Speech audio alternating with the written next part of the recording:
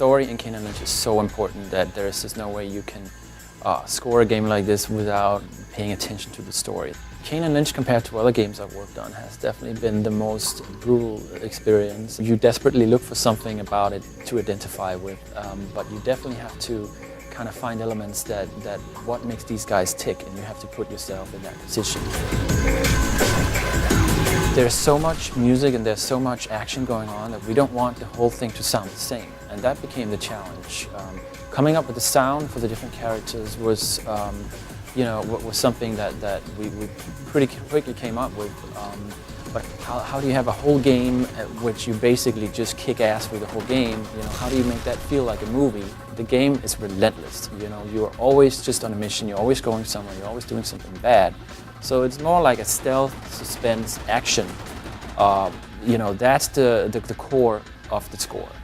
Then of course Kane has his own theme, which is Kane's family portrait, which was written not really for a specific moment in the game, but it was more written as a kind of like a meditation on Kane.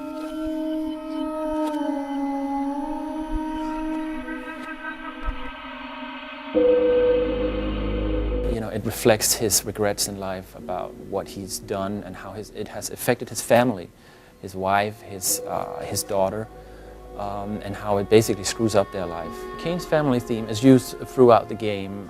It's used for moments when we want to feel the emotion that Kane is feeling, and even though there's a lot of aggressive in the game, cueing a track like that, it certainly puts things in perspective and things become more cinematic. There are some new techniques that I've used for this, and it especially comes into effect from the interactive elements of the score, where the music is very layered and the music changes depending on what you do, depending on how much happens on the screen. And it's one of those truly interactive scores in a sense that it doesn't just reflect you've reached this point, cue track number 1, you've reached this point, let's play some more. It's more like it's always there and it's always changing.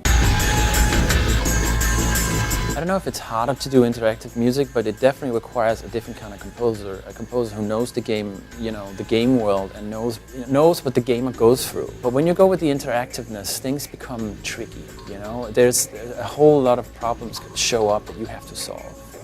You can cue different layers at any time, depending, we got some action, let's, cue the action layer on top of what's already playing. So the challenge really becomes, how do you create a layer that still sounds good on its own, while at the same time it's meant to go together with layer 2, 3, 1, 2, and 3. But I find that more and more I get involved with the games early, and it's really helpful because you go through, in some ways, you go through a little bit of what the team goes through. Sometimes games change, and sometimes you find out, well, this was the direction of the game. Now we've changed it to this.